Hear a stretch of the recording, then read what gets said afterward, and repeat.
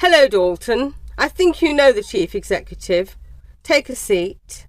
Now, you know why you're here, don't you? I think so. Hold on. What do you exactly mean when you say you think so? You think so? He thinks so. Look, Dalton, the thing is, you are the manager of the department, and you were the case manager at one stage. It's not looking good, especially now the file's gone walkabout.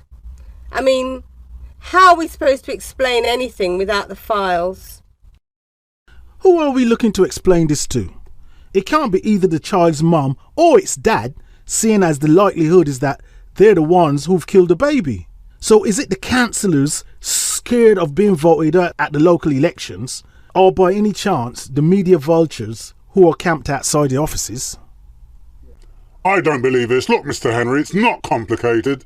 So far as we can see from our admin records, the case was allocated to you when Olive Stips was ill.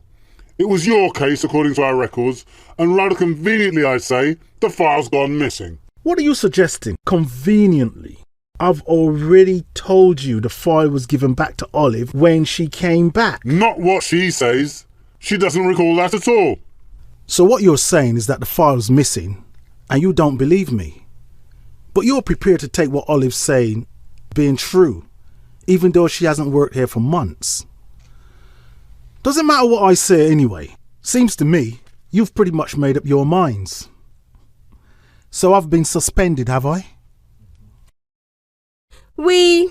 It was thought to be in the best interests of everyone concerned that your involvement in the day-to-day running of the office was suspended for the time being.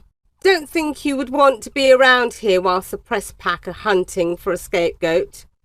So yes, you're suspended on full pay until further notice, pending an investigation. If I had my way, he'd be out of a job. Irresponsible bastards, all of them. Bloody equal opportunities.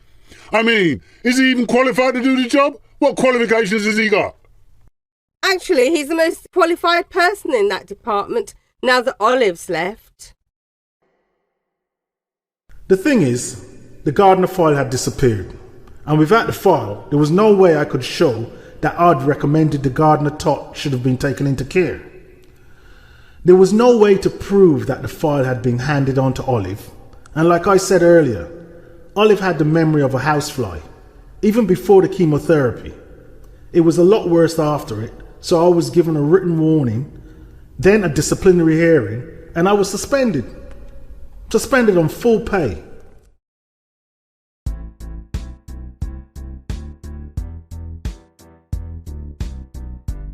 Dolt, look, I hope you don't mind, but I've been talking to my boss about what's been happening to you. You know he does a bit of employment law as well as criminal, and he reckons... That's all I need, a solicitor's bill. Can't you listen for a moment? Look, he reckons that based on what I've told him, you might be able to do something about it. What, Sean? Like quit the country so those idiots from the press will get off my back and stop hassling the shit out of me? He'll tell you himself. I've invited him to dinner on Sunday. Think I'll do some rice and peas and chicken, like your sister showed me. Yeah, right. She can't even cook West Indian food. So how the hell she thinks she can tell you how to do it is a mystery to me. Cook it how Beverly cooks and you wouldn't have a job on Monday. I'll take my chances. All I ask is that you take yours.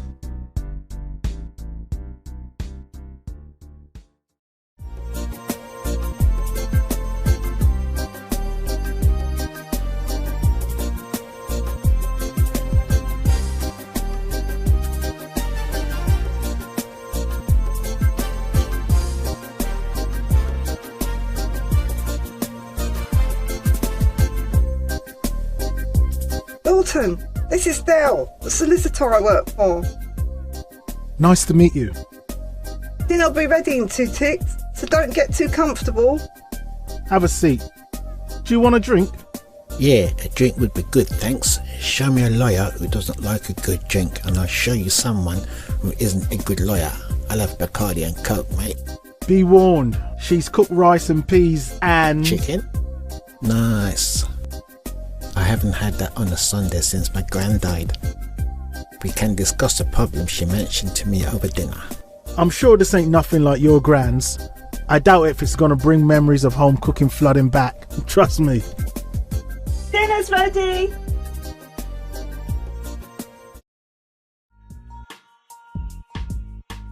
You know, Dalton, based upon what you've told me, I think that you might stand a chance at an industrial tribunal.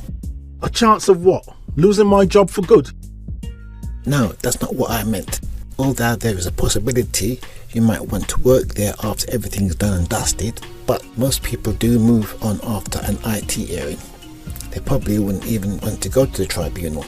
They've had enough bad publicity lately. Yeah, which I'd remind you they're blaming on me. I did say that it would be easy. Look, the key to the case is other circumstances. Would be the proof that you had handed the file over as you say that you did. But the file is missing, so we have to look at other possibilities. And from what you've told me, other people in the office have had their errors swept under the carpet.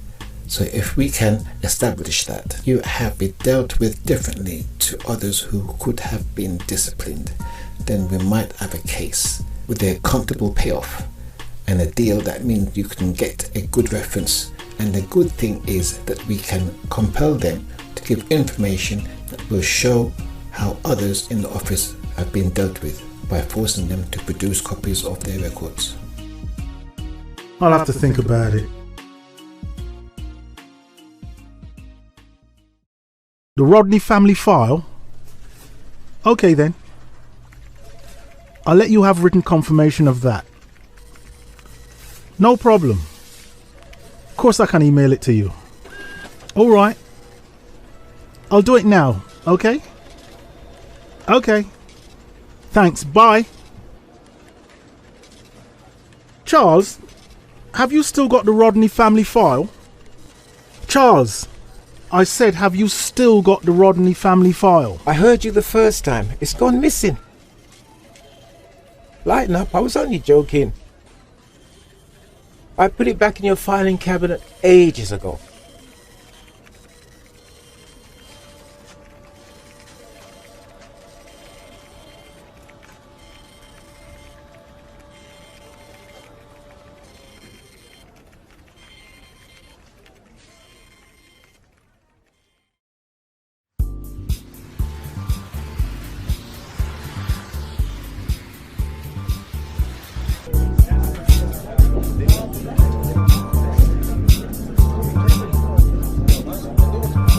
Show us the cheque again, Dalton. I ain't taking it out again.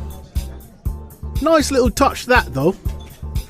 Not only was there an email on my desktop confirming that I'd passed the file on to Olive when she came back to work, but to top it all off, find that email in Olive's inbox from Charlie acknowledging receipt of the file when she passed it on to him to deal with.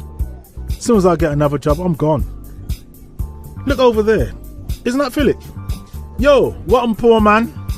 Boy, it look like no matter how many times you count the money, it nah go increase. Buy me a drink, Dalton, you tight bastard. You see how you insulted me though? Don't they teach you students any of the rules anymore? Rule number 1 always used to be never insult the man with the money in his pocket when you ain't got none. I don't know how you put up with him, you know. He's so bloody tight. When he walks, he squeaks. Heard you went on holiday. Probably Brighton. Probably a day trip, knowing his royal tightness over there. Did you enjoy your day trip to Brighton? Actually, we went to Morocco. Bit far for a day trip, Dalton. You gonna buy me a drink or what? What can I say but yes to such a charmless request? Charming, Dalton. The word you're looking for is charming. I know the word I'm looking for, and it ain't that, matey. Here, get me another one of these, and the girls want a refill too. And whatever you want for yourself.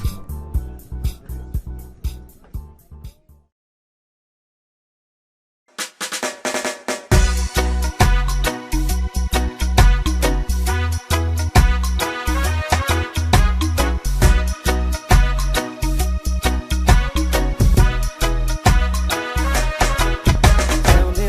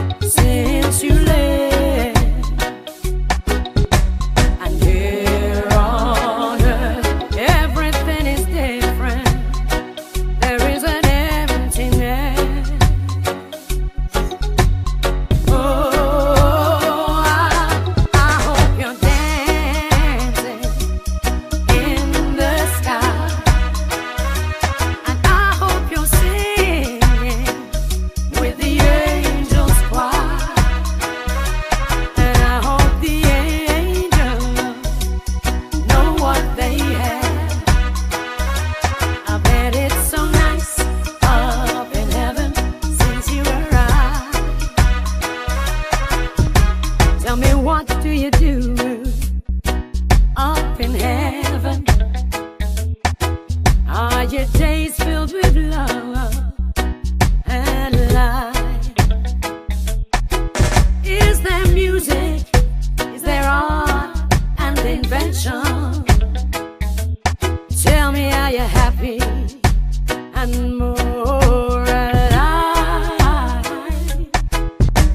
'Cause here on earth it feels like